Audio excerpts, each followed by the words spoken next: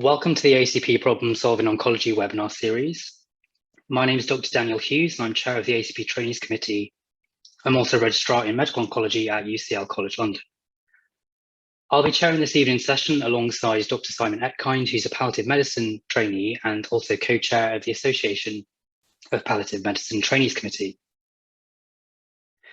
This evening's webinar will provide you an overview of decision-making for systemic therapy in palliative setting, as well as give you an overview and discussion around complex pain management and interventional pain management. The educational content of this evening's meetings are entirely non-promotional, but we do have them sponsored, and we're proud to have them sponsored by Eisai and Roche, who are world leaders in oncology pharmaceuticals. Our webinars are recorded and will be made available to all trainees via the EBN Health Library for ACP members, and will be shared with the Association of Palliative Medicine Committee also. I'm delighted to introduce our first speaker of this evening, so Dr. Pauline Leonard, who's a consultant medical oncologist at Barking, Havering and Redbridge University Hospitals. She'll be giving us a talk today on the art of oncology, an approach to personalised and palliative systemic anti-cancer treatments. Dr. Pauline Leonard trained as a medical oncologist in London and has since been working in London and has a passion for education, particularly around communication skills, where she and been a national lead as well for the Connected programme. So when you're ready, Dr. Pauline Leonard, I'll hand over to you. You can go ahead and share your slides. Lovely. So thank you very much, Dan and Simon, for organising this really interesting webinar. And having been a consultant now for 20 years, I think it's a much needed area to discuss. So I'd like to bring some personal views, but of course, some evidence to really talk about the themes, the challenges we have as healthcare professionals when we're looking after our patients with incurable cancer. That is tremendously challenging for them. It impacts on their physical needs, their emotional well-being, their psychosocial problems. And we as healthcare professionals in oncology and palliative care need to be able to address all those challenges.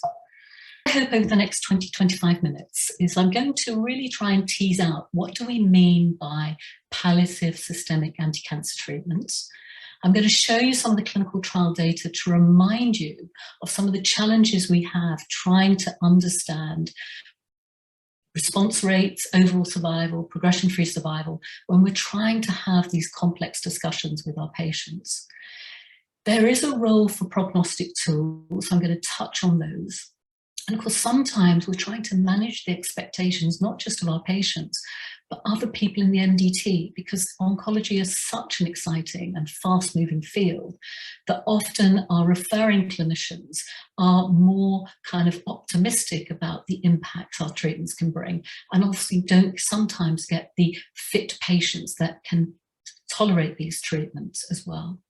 And I'm going to end then with how I think we should think about optimizing shared decision-making, so it's much more comfortable for us as oncologists having such challenging conversations. So I just want you to have a think, put it in the chat. How many of you who work as oncologists now feel that palliative care should be concurrent with systemic anti-cancer treatment in our patients with incurable disease? Just have a think and we can have a look at those results as we move through.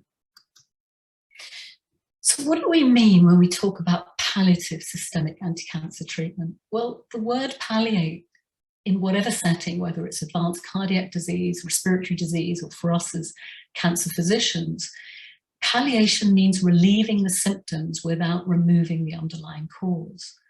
So for me, palliative chemotherapy is giving a potentially toxic treatment to manage the symptoms caused by the cancer.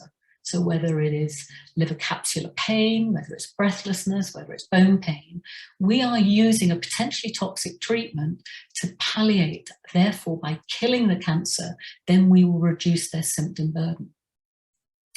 We actually don't have very good trial data to say whether using systemic treatments are more effective than, say, targeting radiotherapy or non-cancer measures.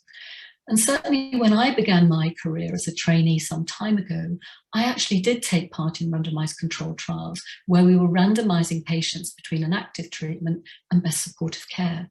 But very few of those trials exist now, primarily driven because patients want a chance at something active. And of course, therefore, many patients who actually do not have many symptoms from their cancer, if they have good performance status, then their quality of life will deteriorate initially on chemotherapy because they'll have to cope with the side effects of the treatment. And so therefore, when we're talking about palliative chemotherapy, are we really talking about treatment to reduce the symptom burden? Or as most often now, it's talking about the intent of treatment, i.e. we won't be able to get rid of the disease, but we may be able to control the disease and therefore extend survival. And hopefully, therefore, if they have symptoms, we can manage those symptoms. Now, what we've got to remember is not all patients will benefit from treatments. Now, I've been a consultant for 20 years and patients still hear treatment equals controlling my cancer and living longer. And that's sometimes a very difficult conversation to have because not all patients will respond and we need to prepare them up front. This may or may not help. And sadly, if we don't choose our patients appropriately, we know, and I'll show you some data later, that adding in the burden of cytotoxic chemotherapy on top of a cancer burden can sometimes accelerate their death. Now, if we look at all the clinical trial data, and in fact, when I was preparing for this talk, I looked over the New England Journal, the JCO, and Lancet Oncology, and I pulled out 5 landmark studies from each over the last 3 months. Now, there have been 15 very good studies published, look at the introduction of new agents, usually an immunotherapy agent, in a whole range of cancers. And what was really interesting, in only 2 of those 15 trials did they allow patients who were performance status 2. i.e. the patients we want to help most palliate their symptoms are being excluded from clinical trials. And therefore, almost half the patients apparently appear 0, which means they have no signs and symptoms. So in fact, there isn't anything to palliate, and therefore they're often not the people in our clinic. So we have to be careful that the exciting data doesn't always apply to the real world data of the people that we see. And we know, particularly as oncologists, we're so driven that we want our medicines to work. Often we then don't discuss alternative treatment options to palliate their symptoms. And this is just a reminder, this is a really nice piece of work by Macmillan, and it's looking at the total diagnosed in 2004, and it's reminding us that all diseases aren't the same. So for instance, breast cancer, there are far more patients alive and surviving their disease than, say, lung cancer, where a large proportion, despite all the breakthroughs in lung cancer, will have limited survival. So when we look at talking to our patients, not all cancers are the same. And this is a nice piece of work just pulling together, looking at a lot of clinical trials and reminding us, even in a disease type, there is a range of responses. So in some of the breast cancer studies, response rates were 25%. In some, they were 55%. And what hasn't been shown well, apart from some studies with lung cancer, that response rate, which was never designed to be a surrogate for survival, doesn't always translate to overall survival. And that's what patients fundamentally want. They want a treatment that will help them live longer. And therefore, there's this huge range depending on the tumour type, how likely it is for a patient's tumour to respond. We've got to remember in phase 2 studies that are designed to look at response rates, the response rates are often higher than when the drug is then brought into the randomized phase 3 setting. And sometimes we have to curb our own enthusiasm and our own belief what we can achieve with a treatment.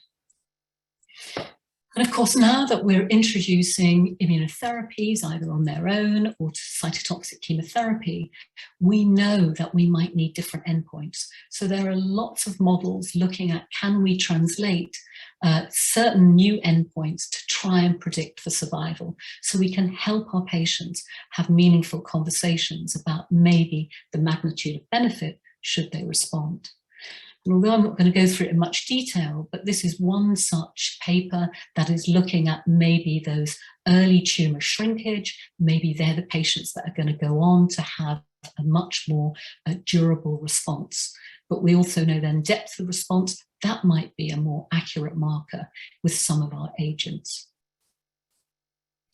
And then just come back to the patients with, say, small cell lung cancer and any other type of cancer with a huge tumour burden, which we know is very, very sensitive to chemotherapy. And that's the other interesting thing. Often we can't predict how quickly a chemotherapy or an immunotherapy or a tyrosine kinase might kick in. The clinical trials suggest maybe anywhere from 4 weeks to maybe 6 to 8 weeks. And of course, a patient, if they're not having their symptoms palliated by another means, then actually may just be suffering the side effects of the chemotherapy without a tangible benefit in their everyday life. And this is just to remind you, even a disease like small cell, which is exquisitely sensitive to chemotherapy, what actually matters is their overall performance status, i.e. the burden of cancer, the impact it has on their everyday living. So patients who are very well, then half the patients will be alive over a year. And what I wanted to bring across to you, those of you that belong to acute oncology services will know that when you meet sick inpatients who are in a hospital bed, many of those are very poor performance status. So even though we're giving us chemotherapy where there's a high chance of response, actually these patients don't live very long. So we need to think about that when we are selecting treatments and patients for treatments. And that brings me to the National Confidential Inquiry into Patient Outcome and Death. This was a very important national audit published in 2008, which was specifically set up to understand the reasons why patients die within 30 days of systemic anti-cancer chemotherapy. And I've just pulled out one slide to show you that performance status 2, 3, 4, if this is really real, this means death, but patients with a poor performance status were overrepresented in patients who died within 30 days. And in fact, I was one of the external assessors on this NC-POD report. And altogether, in 20% of these cases, the expert view felt that it wasn't appropriate to give chemotherapy at that time in their disease trajectory. But it's not just performance status. Of course, we also know from this Charlson Index that the more comorbidities a patient has, that also significantly impacts on survival. So we can't just be measuring performance status. Whoops, I think we've missed one. So this is our performance status, which was first developed to look at the impact of chemotherapy, to see if we could predict which patients were more likely to cope with chemotherapy and respond to chemotherapy. But nowadays, in most integrated units, we will want to build in a frailty score to take account of the comorbidities and the other factors that can impact on somebody's fitness for treatment. So, are there other ways we can improve performance status? Well, this was a gentleman I looked after a few years ago. And what you can see here is a large pleural effusion causing a complete collapse of his right lung. Now, this man presented with a performance status of 3. He was unable to be up for more than 50% of the day. He was very symptomatic with dyspnea. But as soon as chest drain went in, relieved the fluid, allowed his lung to reinflate, his performance status improved, and therefore he could be considered for systemic anti-cancer treatments if that's what he wanted. But then this man, who presents again huge lung cancer, but huge liver metastasis, actually had no respiratory symptoms. He presented with neglect. He was very thin, very frail. His main symptom was anorexia.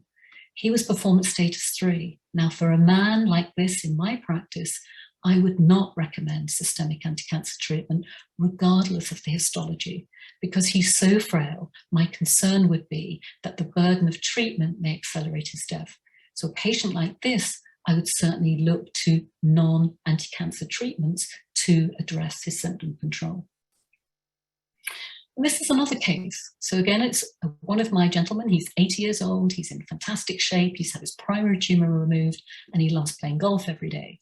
And he has about 5 of these little tiny pulmonary metastases on his CT, completely asymptomatic from them. So in my practice, I've advised him to leave well alone. I said we can afford to watch and wait. He has no other metastatic disease. He can live with these. But we know we have a breadth of opinion. There are oncologists that would recommend systemic treatment for this man. But for me, tiny pulmonary metastasis, no symptoms, not sure if there's any survival gain. To me, I think the risks of treatment would outweigh any benefits. But this lady, who sadly has a recurrence of her colorectal cancer, in fact, she had an intraluminal endobronchial tumour, which the surgeons removed, had some palliative radiotherapy, and is still incredibly breathless. I am much more inclined to offer a course of chemotherapy to see if we can take that burden off her main airways and improve her breathlessness. And this is where I'm really grateful for today's webinar, because I still see it in my practice every day, that when a patient presents clearly with a CT scan, highly suggestive of advanced malignancy, with ascites, a mental cake, this lady, a short history of fatigue, nausea, and reduced appetite, she was 89 years old. GP promptly did an ultrasound and then had a CT the same day. And I picked up the patient through our malignancy of unknown origin, MDT. I rang the GP and offered an early assessment for this lady, which would have been on day 6. But the GP said she would prefer to be managed in the private sector. She met a hepatobiliary surgeon who did a biopsy, and of course he then referred the patient back to me with a biopsy showing an adenocarcinoma, probably of upper GI origin. So I don't get to meet her till day 23. And in all this time, she still has her nausea, reduced appetite, and fatigue, because we have this view that we've got to make a diagnosis first before we can decide what to do. And I hope today's seminar will encourage many more oncologists to think about, well, we have a clinical diagnosis. Let's focus on what we can do about the nausea, reduced appetite, or better still, let's ask her what she wants. Because when she finally met me, she didn't want chemotherapy anyway. If somebody had mentioned that was her treatment option, she would not have gone through any more investigations. Her GFR was poor, and therefore I started her on some steroids and involved community palliative care. But what a shame we wasted 3 precious weeks of her life not focusing on symptom control. This is really a nice diagram to show there are 7 randomized controlled trials now looking at early palliative care alongside the standard of care anti-cancer treatment.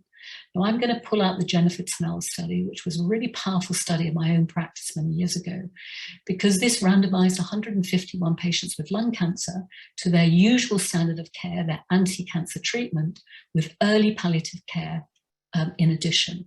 And what this study, although very few centres have replicated it exactly, it showed that with early palliative care, meeting a palliative care consultant, palliative care nurses within the first month of diagnosis, patients reported better outcomes on depression scores, sense of well-being, quality of life. And what's really interesting, patients who were on the early palliative care arm had less treatment towards the end of their lives, but their median survival was almost 3 months longer. So there's a lot of interest from the evidence base now, including a Cochrane review, that actually there is a role for early symptom control. This is just to remind you from the WHO that actually palliative care is important for everybody. Right now, it's mainly in middle income, high income economies, but actually by involving palliative care, we can address all the domains that help somebody improve their quality of life.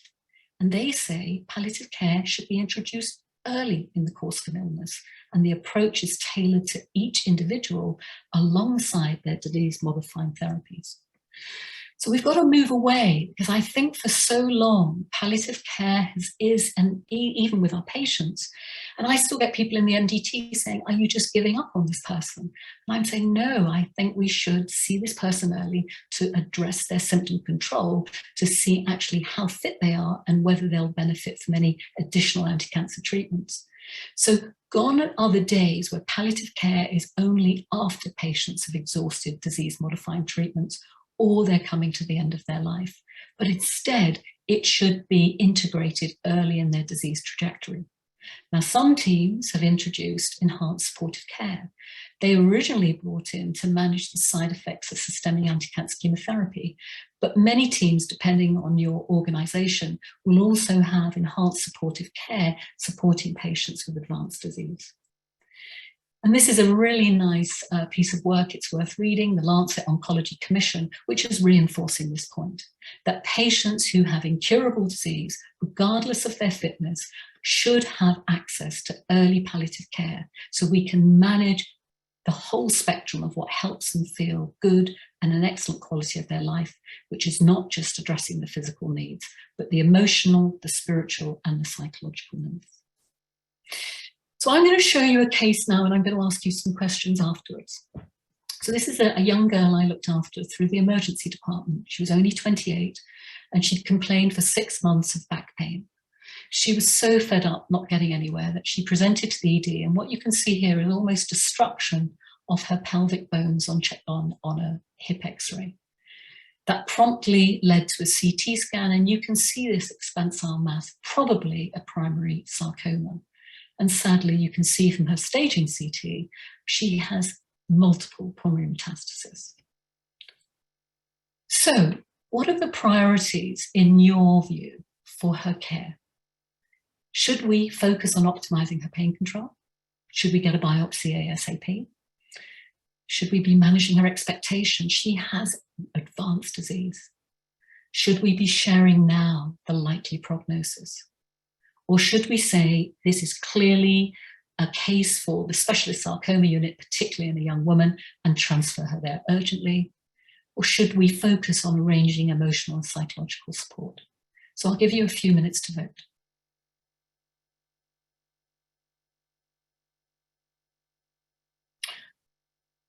Wow, okay. So that's, maybe I should have added an extra question, all of the above, but I really like that optimizing her pain control came top.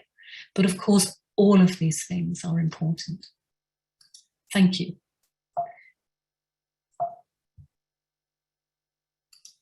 What I want to show here is sadly what I learned through my time first setting up acute oncology is the patient that comes through the emergency department, regardless of your tumor type, has a much different outlook than patients who are well enough to be sent in on the 2-week wait or outpatient. And this is some national data highlighting this point.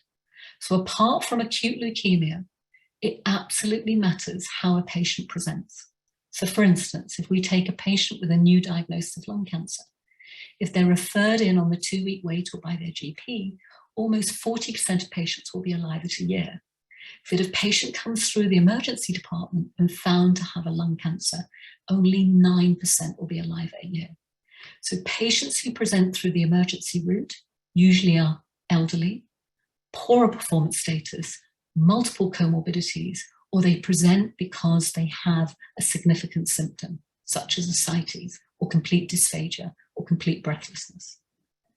And I just wanted to show you the common cancers, apart from the hematological ones, so patients with brain metastasis, patients with lung cancer, patients with esophageal and pancreatic cancer commonly present through the emergency route.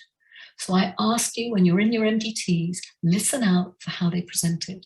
And certainly what I try to do now is offer an inpatient review before we make any more decisions about other tests or biopsies, because it really matters that we see and individualize that patient and hopefully optimize their symptom control to see what else they may benefit from.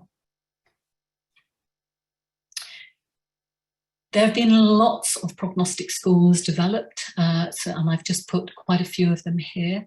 And because us as clinicians, what the evidence shows is we're just not very good at it. We're over optimistic at how long somebody's going to live. And that's tough for families if we don't get it right. So there are some objective measures that can help. And I'm going to show you one that I've started using called the Modified Glasgow Prognostic Score.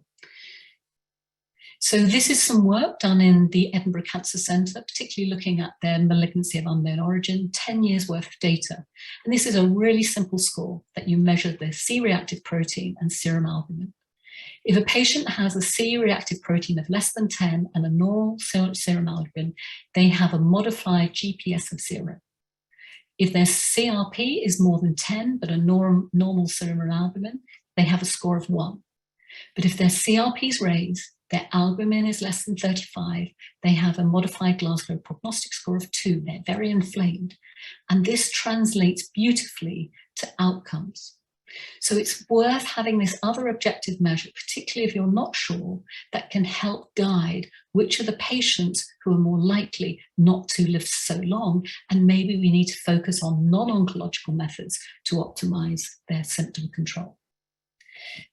And I'm just coming to the end now, where I really want us to come back to shared decision making. So of course, as oncologists, we're focused on wanting to offer new treatments. There is a real appetite, particularly as the breadth of treatment is so big. So we bring our expertise of diagnosing a patient, understanding the disease etiology, hopefully understanding the prognosis, knowing the treatment options, and the likelihood of response. But we mustn't forget the patient. We need to individualize each of our consultations with the person in the room. What's been their experience of illness to date? What are their social circumstances that may play a part on whether they choose treatments or not? What are their attitudes to risk? We know some patients will take chemotherapy for a very small benefit and others won't.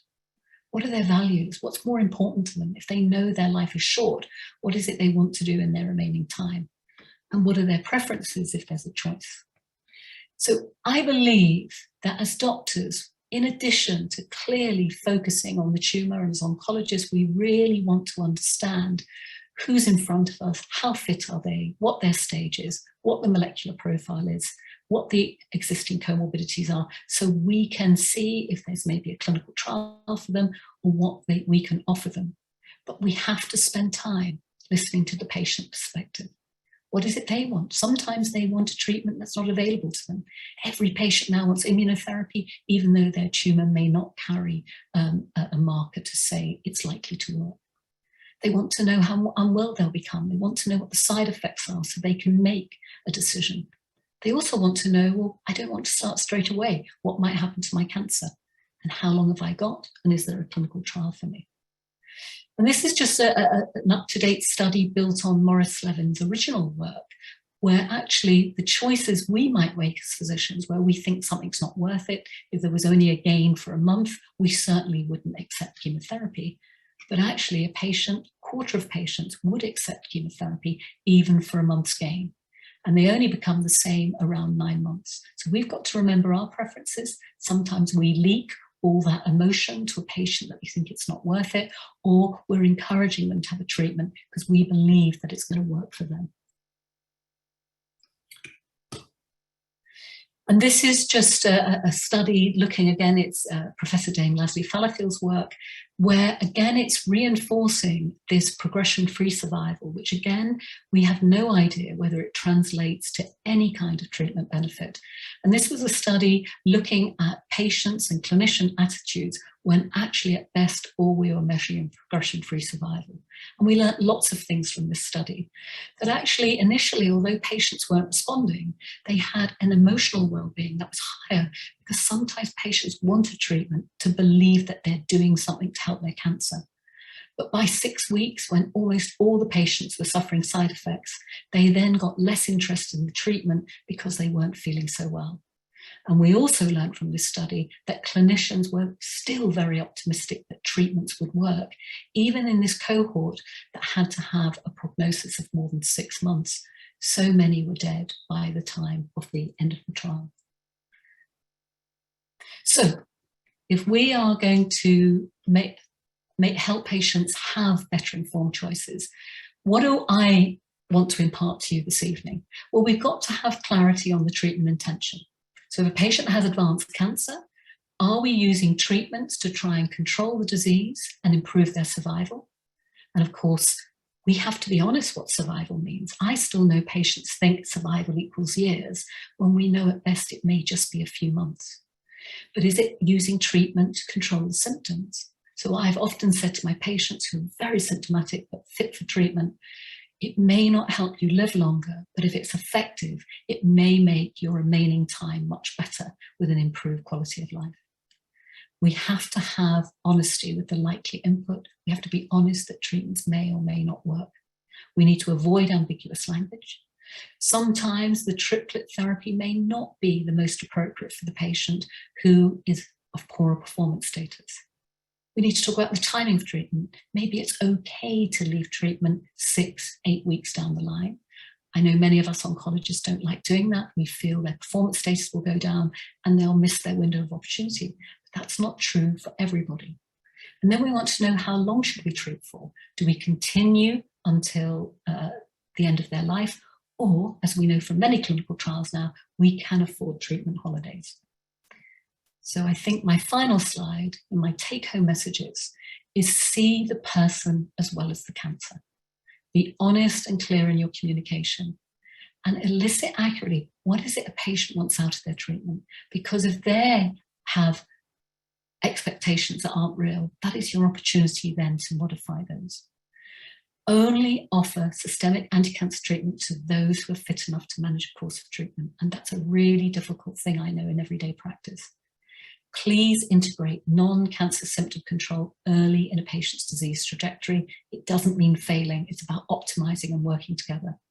And include all MDT members. There are other people, CNSs, psychologists, our Macmillan teams, who can help manage the other aspects to improve quality of life. And allow patients to defer or decline treatment. Often we feel very disappointed that we think they've made the wrong decision. And prepare patients for the possibility of treatment failure. And remember, the person who most influences any patient for their treatment decision is you, the doctor. They trust you. So be aware the impact your recommendations will have on them. Thank you. Thanks, Dr. Leonard. That's an excellent talk and great overview. I think some really important topics that you discussed, and I'm sure there's lots of questions coming in. I can see a couple already, but I think I'll start with my chair's prerogative, if that's okay. So I think small cell lung cancer is something I struggle with. I see quite a lot of when a patient comes in, say performance status 2, 3, who maybe even a month ago was performance status 1 and well, sharp deteriorations and potentially significant benefit from chemotherapies in some instances. But it's a challenging situation. I think there's high risk with it. But also, I think as an oncologist, you also go into it with an idea of what you'd like for the patient. And as you've mentioned, we need to take into consideration the patient's wishes. When you get those patients who say, I don't know, doc, and I think we get a lot of these in London, especially, East and South, I'll go with whatever you say. How do you manage those patients? Because with such high risk treatments and potential side effects and potentially shortening their life, I think it's a very difficult decision just to make on your own. Yeah, a really great point, Dan, and not helped by some of the kind of treatment outcomes. A patient with advanced small cell is seen as a medical oncology emergency, and there are parameters we need to start treatment in 2 weeks. So it almost feels, if you have that conversation, I am very comfortable now having uncomfortable conversations.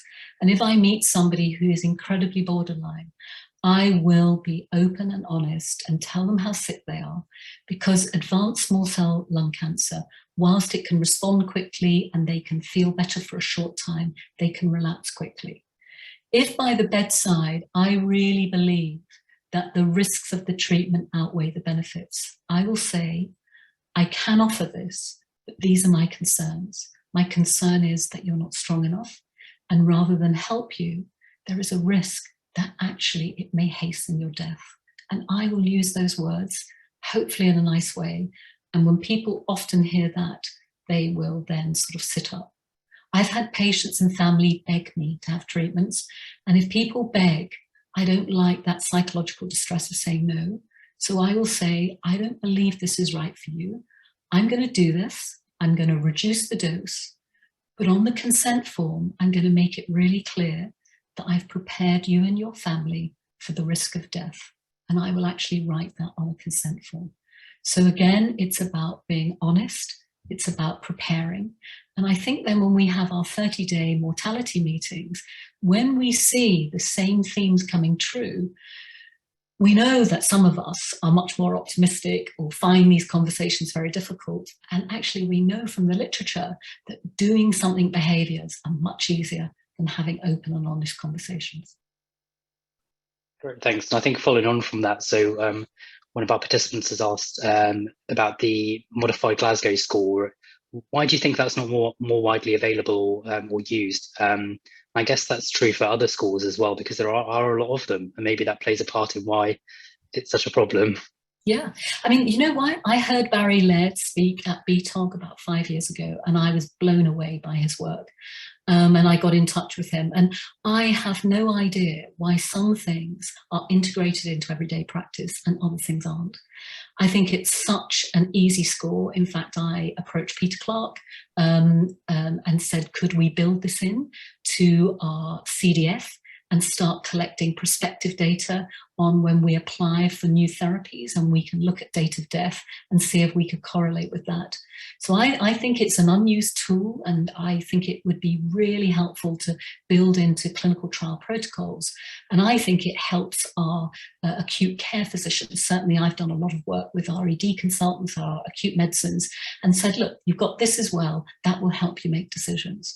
So I don't know why some things get embedded and some don't, but maybe this forum is the start, and we can perhaps cascade it through the cancer centres. Yeah, there's a couple of questions actually about linking between palliative care and oncology.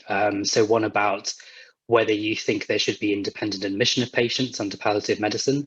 And then following on from that, a message about kind of generalism versus specialism, and what level do you think oncologists should have in actually managing a lot of the palliative care symptoms, so pain control, and then further on advanced care planning? Should we be doing more of that ourselves?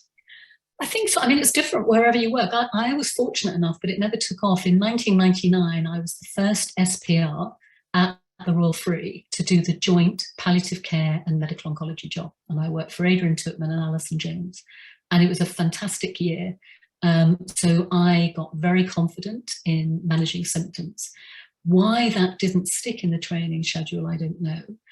And I think it depends where you go. I think there are some specialist palliative care teams that feel very comfortable that they prefer to do all the symptom control, and oncology should just stick to the anti-cancer treatments. So I think it comes down to the team you work with.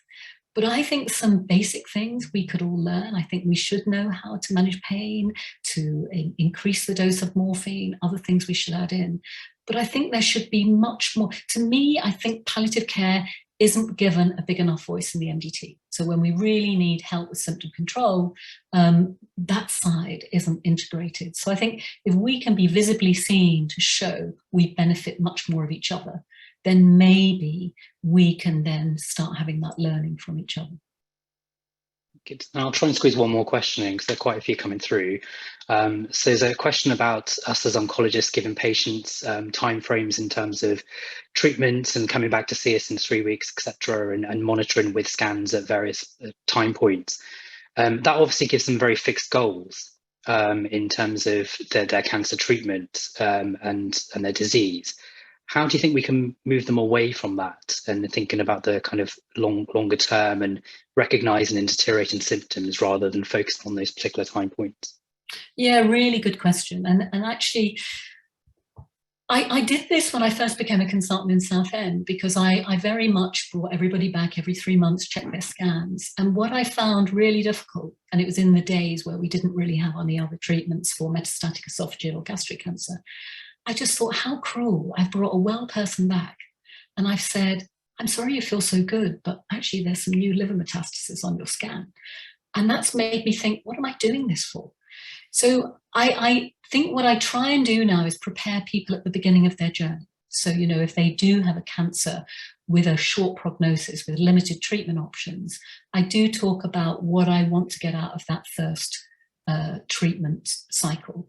Then when they've had a response, I actually say, you've had an amazing response, you're in a great place, I want you to go away and just make the most of your life.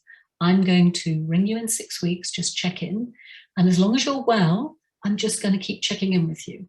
I'm going to save any scans for a time where you don't feel so well, or you want to know, or I'm worried. And I find that helps some patients, not all patients, because patients are also programmed. Oh, no, Dr. Leonard, I really want you to keep a close eye on me. So it's about changing your own philosophy, being comfortable with your philosophy. And I don't really like bringing patients back routinely. I much prefer saying, here's my number, when you need to see me again or when your symptoms change. And that's why I really like working with palliative care in the community. So patients are supported in the community to actually have that permission to enjoy their life rather than live between scans and live between hospital appointments. But I think that's a whole kind of paradigm shift how we work as oncologists. Yeah, and I think we probably need to have more of these discussions with palliative medicine, considering the more new treatments we have and more adjuvant therapies and new adjuvants in our clinics. I think we're becoming less inclined to have these conversations that are really important. So in the interest of time, I'm going to move on to the next speaker, if that's okay. Pauline, thanks very much. I'm sure we can come back to you in a panel discussion a bit later. So I'm going to hand over to Simon Eckkind, who's my co-chair for this evening, who will introduce our next speaker. So over to you, Simon. Thank you. And I just wanted to say thanks to Dan and everyone at the ACP for setting up this joint webinar. I think, as we've just heard, there's lots of scope for us to be working closely together, palliative care and oncology, and so having a joint webinar is definitely a good thing. So I now have the pleasure to welcome and introduce our second speaker of the evening. Dr. Eilidh Burns is a consultant palliative medicine physician based in Glasgow. She completed her palliative care training on the South Coast before taking up a post in Glasgow, where she works as a part of the Interventional Cancer Pain Service. So, Eilidh, I don't know if you want to unmute and turn your video on and share your slides. Away you go. Hi there, everyone. Hello. Thank you very much for inviting me along to speak to you tonight. So yes, Dr. Leonard, thank you very much for an excellent talk and being based, as Simon said, being based in a cancer centre myself. It's that working closely with our oncology colleagues. Trying to attend as many of the MDTs as we can, because I think there is an element of sort of sharing out the more trickier situations with your colleagues, so joint working is vital in those situations. But I appreciate for some of our palliative colleagues, you're not on site with the oncologist, so it's a slightly harder task to do, but I think it's really important. So I've been asked to come along and this is not to come along and speak to you about complex pain and interventional cancer pain management. And I have a confession. I think I've probably focused a lot more on the interventional cancer pain service than complex pain, mostly because in the interest of time, there's a lot to get through. And I figured that you were asking me to come and speak to you for a very specific reason. So what I'm going to do is very briefly talk about the overview of what our service is and whether there's maybe similarities in other parts of the country, and then talk through some of the interventions that we provide, using them in sort of a case study, just because I think that's slightly more interesting in my mind anyway. So I hope really that you gain an understanding of what interventions are out there and available in complex pain in cancer, and that you come away knowing who and when to refer to your interventional teams. So I work at the Beatson in Glasgow. It's a cancer centre. There's been an interventional cancer pain service there since 2007 for Glasgow based patients, and it became a regional service in 2014. It's made up of an MDT. It's kind of unique in its way there, that it's led by the palliative care team, but incorporates pain management consultants. There's a clinical nurse specialist psychology, pharmacy, and senior physiotherapists all involved. Prior to the pandemic, all of our referrals came through palliative care teams, in that we needed them to sort of carry on any care beyond our interventions. But as that was becoming slightly trickier for patients' access during the pandemic, we opened up referrals directly to our oncology colleagues at the Beatson, and I think this is something that's likely to continue going forward, because it's worked very well for our oncology colleagues to see these patients and refer them directly to us. So the main aim of the service is really to provide support for patients who have difficult cancer pain where it's not adequately controlled by traditional measures, and in particular, patients who are really limited by the unwanted side effects of their their traditional analgesics. So the first patient I wanted to talk to you about is a gentleman who I would class as young. So this is a gentleman in his 50s who was diagnosed, and I should say I'm conscious I'm speaking to a mixed crowd here. So I added a lot more detail about their oncology treatments than I would normally for a palliative medicine talk. So, but you know, forgive me if I don't sound like I know what I'm talking about, because I probably don't. So diagnosed with his prostate cancer in 2018, bone mets at diagnosis, was started on an LHRH agonist, which was actually given monthly because of his rising PSA, and he had initial docetaxel chemotherapy, which he saw through to the end. He was entered into the ARASENS trial. It was unclear, you know, obviously, what he was receiving through that trial. So in 2020, when his disease was clearly progressing, he was switched over to enzalutamide, and he also received palliative radiotherapy to particularly bony disease in his left pelvis and left hip. This progressed, and in February of last year, he had significant surgery and reconstruction of his left hip.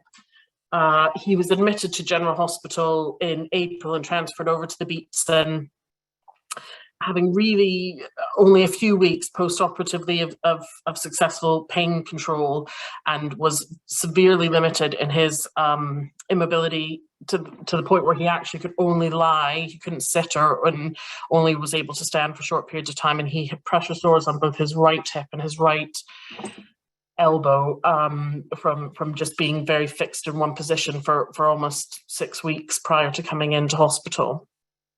And he was on rapidly increasing doses of opioids and really suffering from the effects of that without any significantly good pain control.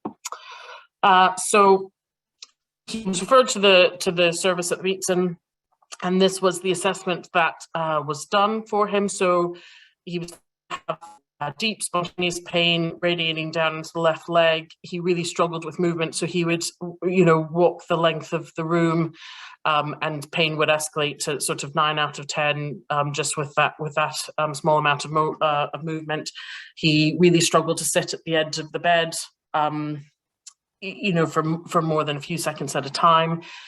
We always ask our oncology colleagues about prognosis, and it's really interesting, Dr. Leonard speaking about our difficulties as a profession with accurate prognostication, but certainly we use it within our service to try and help guide what's appropriate and help the patient to guide them with what they feel is appropriate, because obviously some of these interventions have consequences in terms of inpatient stays or lifelong follow-up, and it guides them in terms of what their choice would be going forward. And part of that is in our assessment with the MGT is trying to understand what they know of their disease and their prognosis, because we need them to have realistic expectations of what we can actually achieve with our interventions. And we, you know, and the necessary social support that they have. So this is his pain scores. When they come to clinic, we often ask them for this. So this is their scores just within the last 24 hours. We ask them for their worst pain, their least pain, and average right now. And these are the drugs that he was on. So he actually had been on higher doses of that oxycodone, and really was completely flat with that, and so this was actually reduced, and he was suffering because of that, and you know, quite sedating clonazepam was introduced as well, just to try and control pain. So I appreciate that maybe some of these things aren't familiar to you, but I thought I'd ask, with that, in view of that assessment, what are your thoughts, if any, as to what you would think was appropriate for this chat? So the majority of you there voted for a nerve block. So in actual fact, we thought that an intrathecal drug delivery system was probably the best option in this case. So I'm glad you got it all right, because it means that I'll actually have something to teach you about. So And in actual fact, a chordotomy would also have been a possible option for him, but we'll talk later about why that might not have been. So if I can tell you a little bit more about intrathecal drug delivery. So this is a way of continuously delivering drugs into the CSF and trying to aim them as close as we can to the area that we think is affected. So really trying to have direct action on the area and reduce the systemic effects of other medications that might be, that he would be suffering from. It works very well for both somatic and neuropathic pain. We use it for patients that have bilateral pain because some of the other interventions we use, that isn't an option. The catheter itself is inserted around the L2 area, and it can be threaded up or down.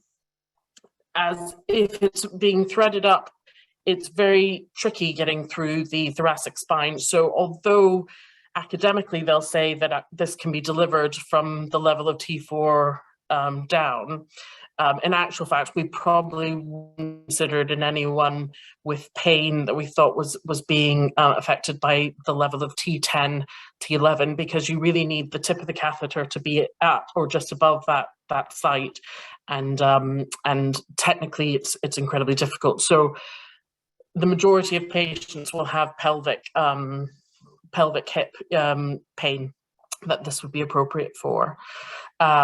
Reasons why we don't give it, and sort of the absolute would really be sepsis, both local or significant systemic sepsis, or irreversible and significant coagulopathies, as you can imagine. More relatively, and part of the reason why we have such a wide MDT is that also we need to have appropriate psychosocial assessment to see whether these are patients that would tolerate this intervention in the long term. I should have said as well at this point that prognosis does come into it. So for some of the interventions we do, prognosis you would be expecting to be quite short, whereas for this, when you have an uncertain prognosis, as we often are finding increasingly with the introduction of immunotherapies, that this is safer to use in those situations, because I'll go on to show you the kit involved, but it means that this can be sustained over a longer period of time. And in fact, we recently had a chap die who was just coming up. He was just short of his what would have been his 4-year anniversary with having an intrathecal. So one of the reasons why we talk about prognosis with these patients in particular is because it does involve quite an intensive 2-week trial period within our inpatient centre. So the patients come in and get the catheter inserted. It gets tunneled around to their abdomen where it's externalized, and we use a pump, as you'll see in the middle picture. So this allows us to be able to titrate and change medications to get the right levels in terms of both pain control and to try and minimize motor weakness. And I'll go on and talk about that in the next slide, about the drugs that we use. So there tends to be a combination, so there's a little bit of trickery involved in terms of trying to get it right for the patient. And then if that trial, and we're very stringent in trying to place pre-trial goals into this, so that we can be clear that that both for the patient and for us that it's appropriate to go forward and implant a pump. So this is probably about the size of a hockey puck, as I appreciate that's not a very good reference in your country. And I don't play other sports that have this. So, about 4 or 5 inches in diameter. And it is, you have to kind of warn patients because it's probably about 2 inches thick as well. In most of our patients, it's still visible, and can be quite noticeable in the skin. And that sits in the abdomen. And there's a centralized port that you can see there where the patients then come back to clinic and we refill them, usually every 2 weeks. That's certainly what we consent them for, is is a 2-week refill. During COVID, we were able to, with again sort of adjustment and concentration of medications, we were able to start extending people's refills so that we weren't having sort of vulnerable patients coming out during the first lockdown having to get refills on a regular basis. So we tried to extend that. So the main 2 drugs that we use within the pump are opioid and local anesthetic. So the main one is preservative-free morphine, and this is the oral morphine equivalent. So we calculate for each individual patient what their oral morphine equivalent would have been, and we don't dose reduce. We just put that and replace that into the intrathecal pump. The local anesthetic is a little bit more of a kind of a set regime, because none of these patients will have been exposed, and it's not clear where we start with them, and we all have an idea in our mind of what the level usually is where we start to see motor weakness. Obviously, for some patients that might be lower, but we'll have an idea in our minds of where that is, and so we tend to start sort of half of that and then titrate the 2 drugs up. Obviously, because they're in the same mixture together, you have to be cautious that when you're increasing one, you're increasing the other until you change the volume, the solution. And these tend to be the 2 main things. So there are other drugs that we do use, hydromorphone and fentanyl. Sometimes we do a drug rotation because we're not seeing the adequate response. Sometimes it's more to do with a volume reason. And for the rotation of local anesthetic, we use things like ropivacaine, as we've found that if we're getting good pain control but we're having motor weakness interfere with that, ropivacaine tends to be better and show less motor involvement. In certain situations, the use of clonidine is sometimes used. And again, this is really to enhance the effects of the other 2 drugs. So it's not used on its own, it's used in conjunction with both of these. And it's important to remember that with the introduction of this, the benefit is then that you're able to down titrate a lot of their systemic analgesics. And we do this quite rapidly with their opioids. So any patient who's on modified release, so long-acting tablets, or in a continuous infusion or whatever, they will go on to short-acting medication on the night before the procedure, and we tend to stop those quite rapidly post-procedure, as these patients very often don't need them. And in the days to weeks after that, we're able to down titrate a lot of their other adjuvants as well, to try and improve side effects for them. So during the trial, they're getting regular assessments from the palliative care team and from the physios every day to assess pain control and power mostly. There's, in my experience, and I appreciate it's been a limited experience because I've only joined the team in the last 2 years, and it's been COVID.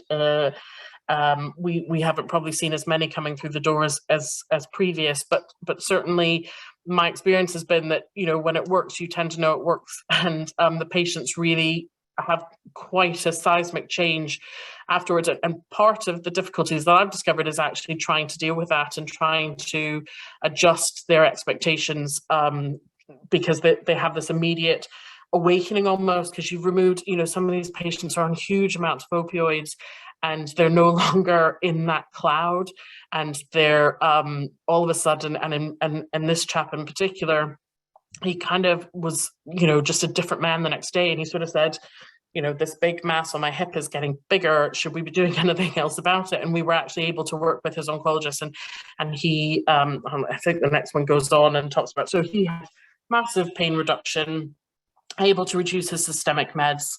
He achieved his trial goal, so he went on for an implantation of his device, and he was actually able to go on. He was still at the Beatson with us, and his oncology team were very closely involved, And they kind of stepped in and sort of said, actually, we would have offered him radiotherapy when he came over, but he was so unwell and wasn't able to really tolerate anything at all. As I said, just really stuck in one position, that they were able to take him down and offer him some radiotherapy, which he was delighted at. His survival is probably less than we all anticipated, and I suppose that just goes back to Dr. Leonard's talk about how things aren't always easy to predict. However, I think for him, he was able to get home after his trial period, which, you know, given how limited he had been prior to that, you know, he was able to be at home and die at home, which was his preference. So while it was shorter than I think we all anticipated, I hope you would agree that it was still worthwhile. So that is that case. So I'll just move swiftly on to the next chap. So this is a gentleman in his 60s who was presented with right hip pain at the time of his diagnosis, and was initially found to have a right hemipelvis mass, which was biopsied and was an adenocarcinoma of unknown primary. At that stage, he had radiotherapy and was started on a combination of chemo immunotherapy, which he did not respond well to and really didn't survive, didn't tolerate well at all. He was rescanned and found to have a lung mass and have, as you can see, all his markers were negative, really still suffering from his right hip pain, had repeated radiotherapy to that site the following year, and was referred to our service with this right buttock pain and falls. So he came and had his assessment. So again, right hip pain traveling through his hip down to his knee, occasionally extending below the knee, was worse on movement. He wasn't on big doses, as you can see in the next column there, but really, I suppose the pregabalin was a big dose, but, you know, wasn't really finding that anything was helping. You know, you could have probably easily halved all of that and he would have still been in just as much pain, I think, because he didn't find much response to them. But having significant pain while mobilizing. And the real difficulty for him was that he lived alone, and while he did have good family support, he was keen to, you know, to try and optimize his time at home and living alone, which he was struggling to do with his mobility issues. His prognosis was long months, and that's a direct quote from his referral. Which, you know, was as good as we were probably able to guess. I think that's fair to say. So on the basis of that knowledge, what do you think would be the choice there? Neurolytic block still tops the charts, but chordotomy seemed to have come in there, and you've gotten wise to that. We've already talked about intrathecals, so it's unlikely to be another case of that. So the answer in this situation is chordotomy, which is probably, he actually probably would have been a suitable intrathecal candidate as well.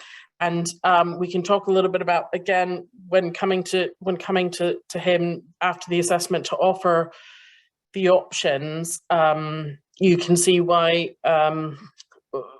he and we both went down the route of chordotomy for him. So chordotomy is actually, as the name might suggest, cutting through cord. However, it's not done with a surgeon's blade. It's actually done with radiofrequency electrode, which is, now can you see my cursor when I do this? I hope you can. If you can't, I'm pointing at the sort of the paler blue ascending tract there of the spinothalamic tract, which is responsible for pain and temperature.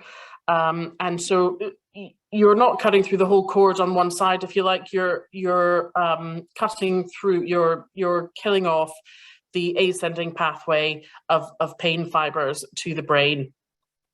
The other side of the diagram is showing the descending pathways, which are repeated over here. And so what you're really wanting to avoid is sort of motor pathways that are coming down on this side. So you have to be quite careful, if you can imagine.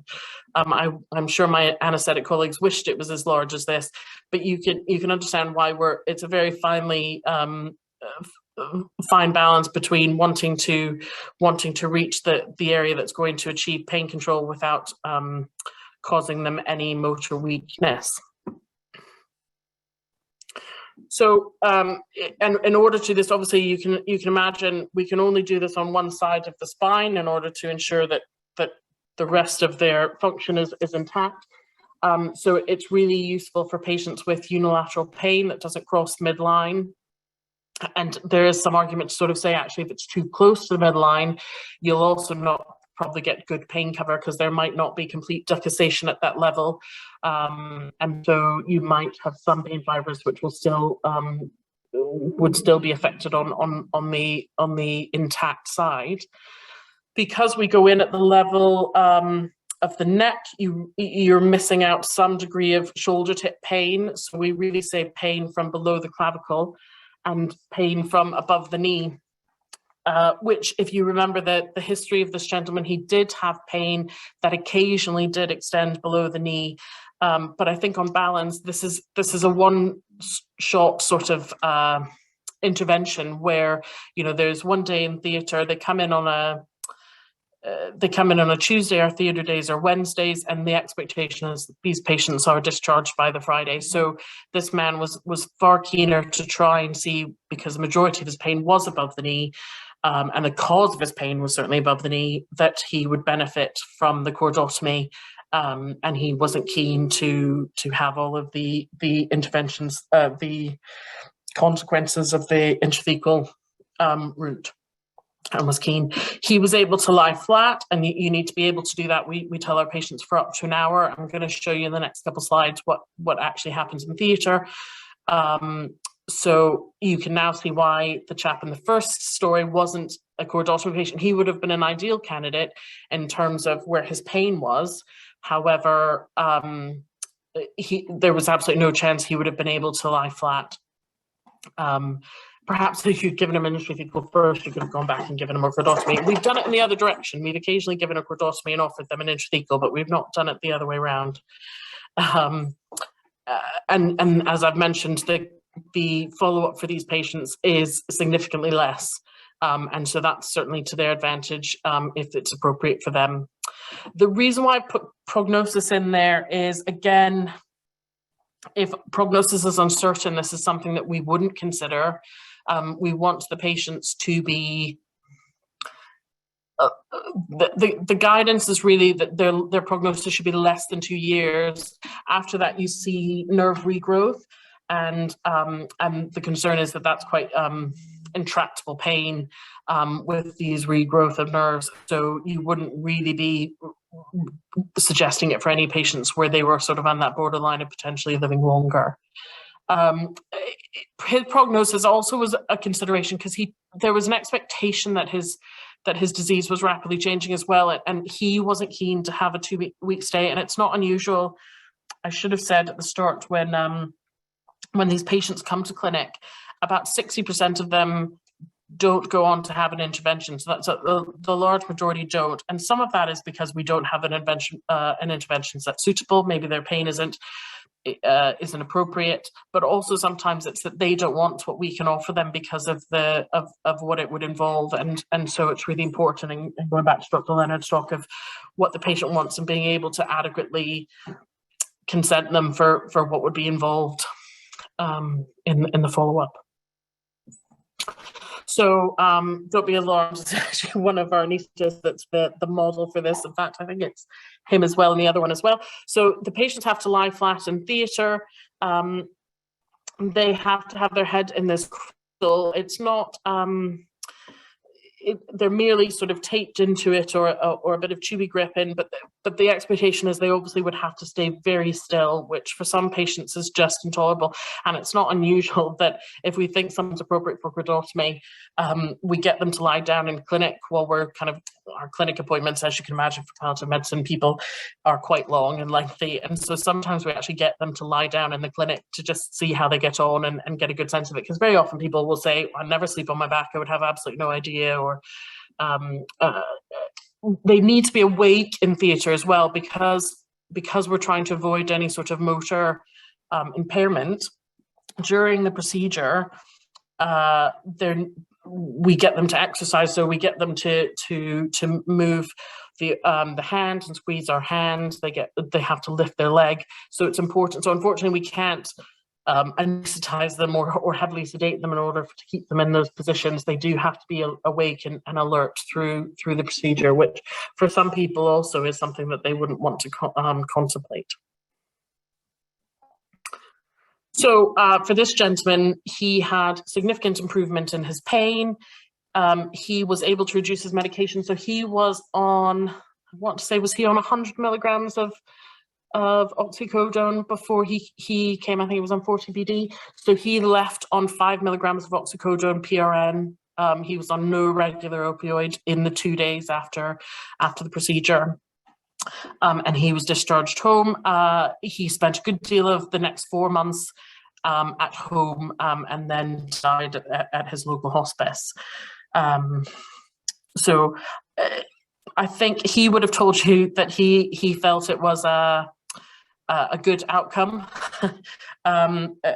You know, and I think for him, that again, that short amount of time at home and being able to manage on his own was significant for him.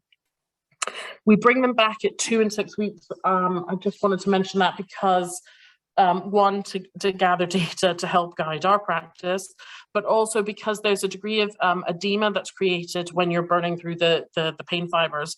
And so actually very often these patients, not very often, sometimes what you'll see is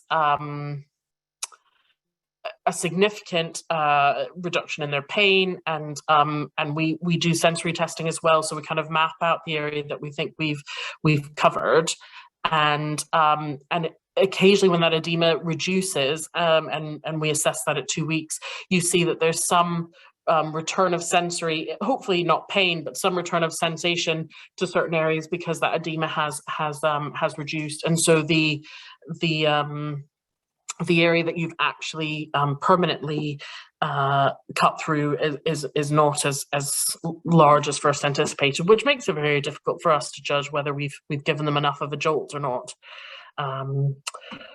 So in conclusion, these are two of the main interventions. I feel like I need to come back and talk to you guys about neurolytic pain blocks, given that it's so popular in your voting. And in fact, actually, we're doing one tomorrow. So we do them, just not nearly as frequently as the intrathecals or the chordotomies. Hopefully, it's something that you keep in mind for patients who aren't really responding to the systemic treatment. There's systemic analgesics, and certainly patients who are suffering side effects of that. And I hope you can realize in that first case in particular that actually by improving this gentleman's pain control, he was able to go on and get further oncological treatment, albeit palliative oncological treatment, and you know, whether that's worthwhile considering for some patients. And the importance of our MDT, you know, the MDT assessment, to get a really well-rounded and try and choose the right patients for these interventions, because they're certainly not for everybody. And I suppose a caveat to, I appreciate everybody's going to have different resources in their local areas, so I apologize if this is something that you're struggling to get in your area, but certainly maybe seeking those right people out and creating the service more widely spread is the ultimate goal of this, I hope.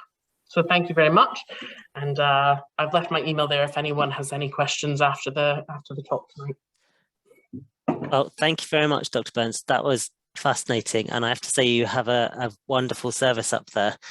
Some places I've worked, it's a little bit more like trying to hunt down a friendly anaesthetist, and it's a little bit more absolutely ad hoc. And certainly there's a question in the chat about how sparse services are, and I think they are very variable nationally. We haven't got a lot of time for questions because I want to That's okay. There's lots to talk about, but we do have a case to present. But there have been a few questions whilst you've been talking about intrathecal devices. So I've got a few quick fire ones for you about those.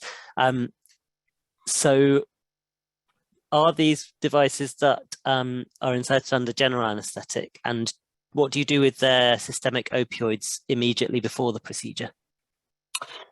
So systemic opioids immediately before the procedure, so that they've been moved off of any long-acting drugs, and they're put onto immediate release, and those are very often halved. They usually go back by the time they're in theatre. We've halved their immediate release, so they've gone on to sort of 4-hourly immediate release, and we half them at the time of theatre, and we go back, and usually by the afternoon they're probably just on PRN at a reduced dose. And what was the first part of that about the pumps? Is it a GA procedure? So they occasionally they can be done. We do them under GA. Very often you don't need to. So certainly with the catheter insertion, they're usually just sedated with a little bit of IV analgesic as well if they need it. And then because we've anesthetized essentially, they very often don't need a GA for the insertion of the for the pump. So it's just below the subcutaneous fat. Yeah. Okay, thank you. And then just finally, if somebody has more than one site of pain, say they've got a pain like your first case, but they've also got shoulder pain, would you put in an intrathecal device in that situation? And if so, how would you manage the higher up pain? Yeah, that's a really good question, and it's not unusual for patients to have multiple sites of metastases, and it does give us pause, because very often they'll be referred, because the teams in our local area know very well what's involved and what's appropriate. They'll probably have been referred because that hip pain is the majority of their problem, and it's really limiting their mobility, but they're conscious that they've got a troublesome humeral met or something else that's going on. And I suppose we have to really counsel the patient that this pain won't be covered by what we're offering them, and it's not unusual to find that the pain that you've not anesthetized has then become their major problem. Hopefully it won't require nearly the amount that they've been on before. So I suppose it's not an exclusion. I think it gives you pause to sort of say, actually, it's a lot to go through if we think that potentially their pain is driven by both. There's not really an answer to that, but so we would do it, but we would definitely have some concern that they're still going to suffer from systemic side effects, because that other pain won't be covered. Thank you. But good question.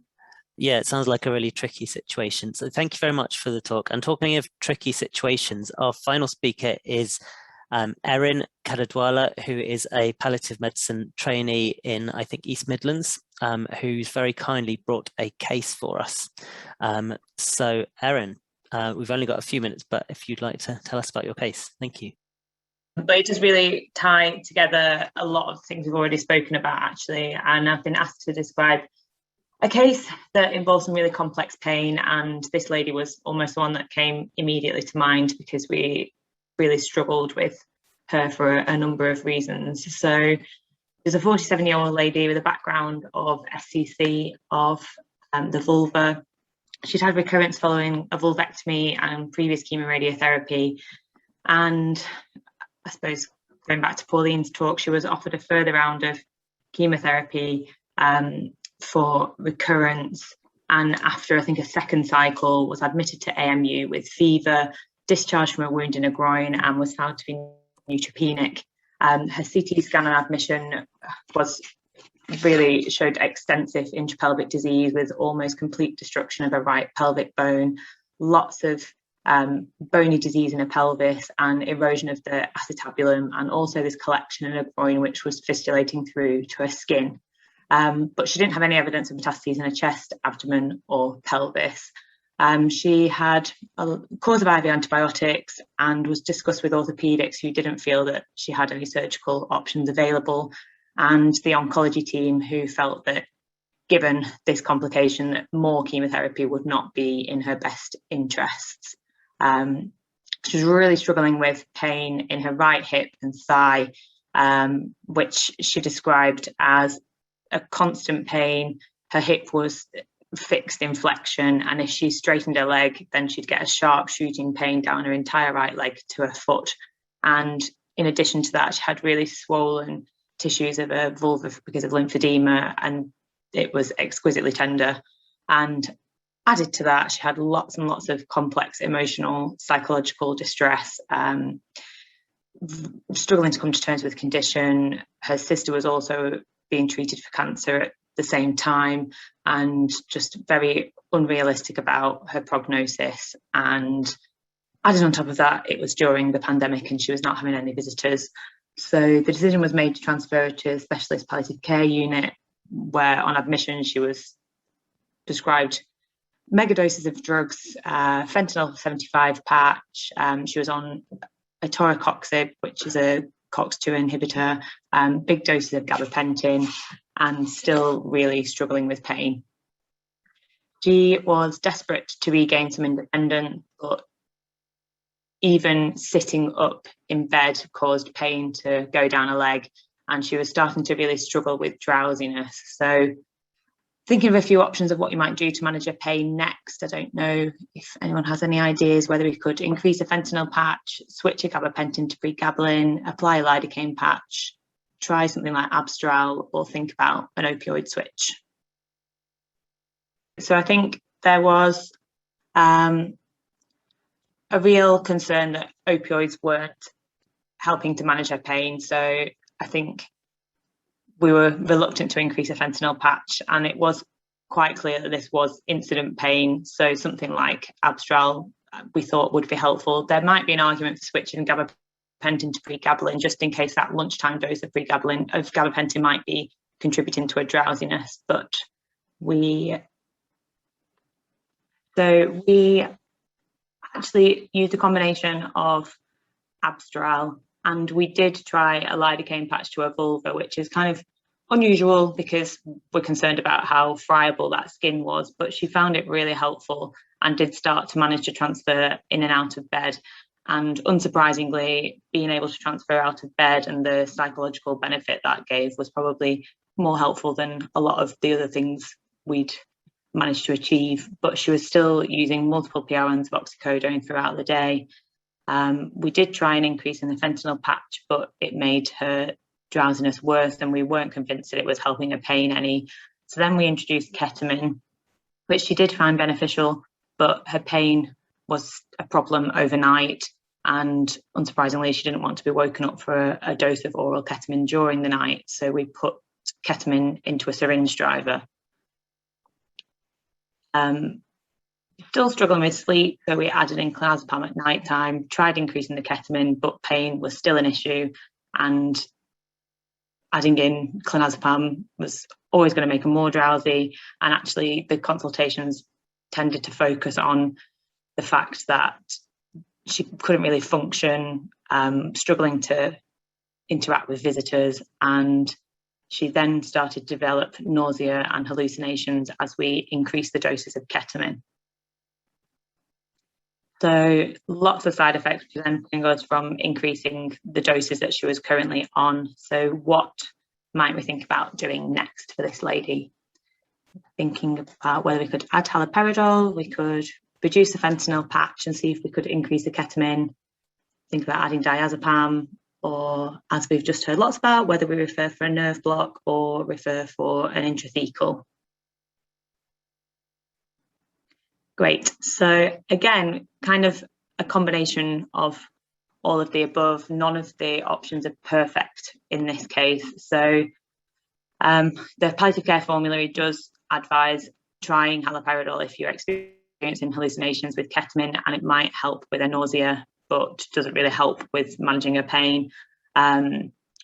We've spoken a lot about the fact that a fentanyl patch doesn't seem to be helping, so definitely worth reducing that and seeing if that allows us to increase the ketamine further, which we did try, but we were still struggling with pain.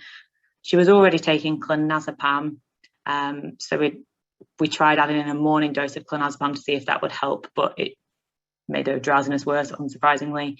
I don't know if you can remember what her CT scan showed, but there wasn't really a single nerve that would be suitable for a block. So it wasn't felt that a nerve block was an option.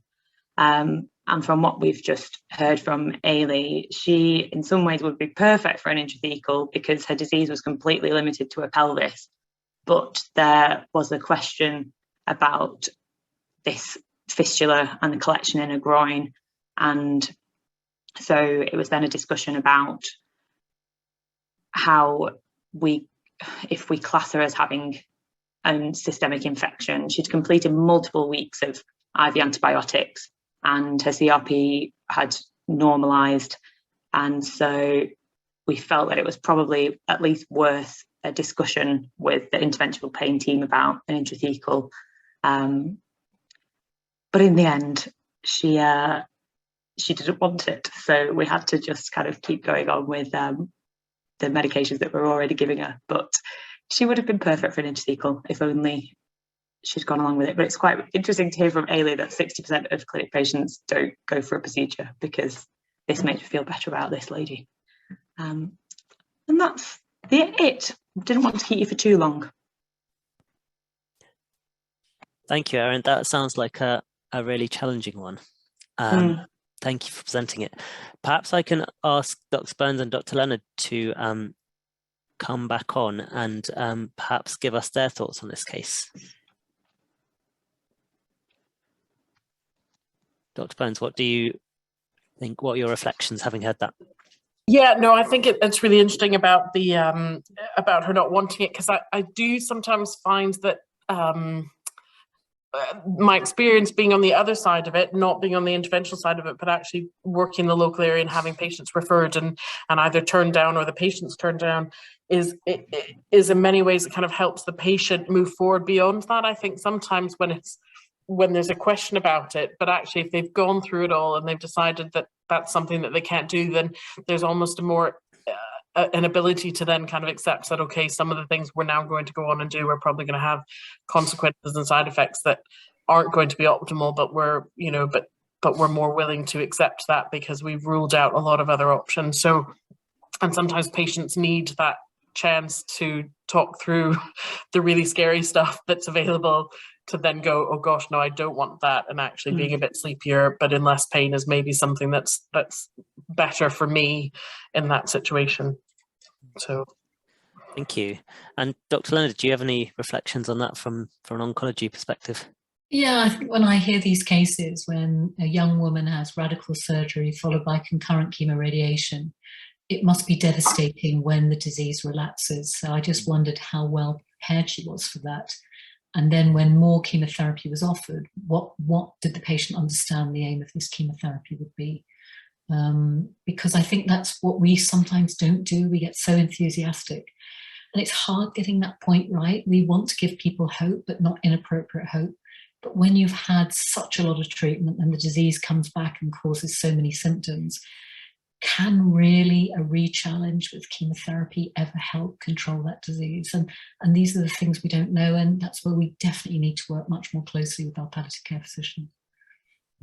Thank you. And that's exactly a question that someone's asked, would there be a role for further chemotherapy for pain control in this situation? But I guess from what you're saying, it would be difficult to know. I suppose what I didn't quite get, so I'm sorry if I missed it, Erin, what was the time between completing concurrent chemoradiation and relapsing? So it was just over a year. Yeah, so I mean, that's just dreadful. I mean, we haven't talked about it much tonight, I suppose, because that wasn't the thing, but I am a big fan of sort of bone modifying agents, so such as denosumab or biphosphonates. So I'm a big fan of always making sure people are vitamin D replete and get a lot of good results from those bone targeted agents in terms of healing the bones quite quickly and therefore helping with pain control. So I would be, I mean, obviously I'm not a gynae oncologist, but I would have thought vulval cancer is probably pretty chemo resistant, particularly if it's come back so quickly. And, you know, she ends up with neutropenic sepsis. So that's exactly what we want to avoid. So it's definitely the sort of case where we would want to be working together as palliative care and oncology. Brilliant. Well, thank you very much, everybody. I'm just going to pass back to Dan now, who's just going to close the session for us. Thanks everyone for joining, and I hope you have a pleasant night. Thank you. Thank you.